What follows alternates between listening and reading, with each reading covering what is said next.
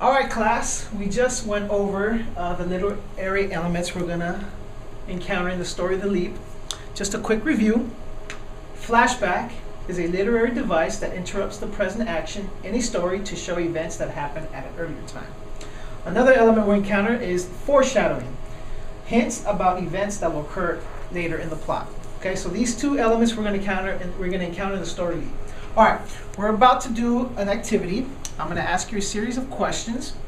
But before we do that, I want to go over 4 little rules that I want you to keep in mind as I ask you these questions. So, rule number 1. This is a no talking activity, so please do not talk while we're doing this activity. It's real short, so it won't be too long.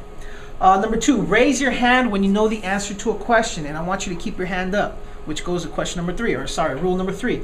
Keep your hand raised until the teacher tells you to put it down. So if you know an answer, you keep it up until I go through all the questions, whether you know the answer or not.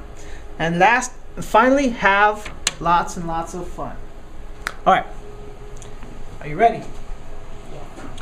All right, so here are my questions. What I'm gonna do is, instead of going from 1, 2, 3, 4, 5, and 6, I'm gonna go in reverse. 6, 5, 4, 3, 2, 1.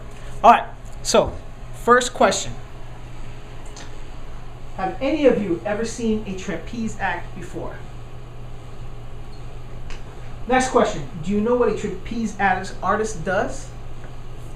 Next question. Do you know what a trapeze is? Next question. Have you ever been to the circus? Next question. Do you know what a circus is? And finally, have you ever seen a circus clown? Okay. The reason I asked you these questions, you may put your hands down now. The reason I asked you these questions is we're about to read a story called The Leap, and it is about a family of flying trapeze artists. Okay?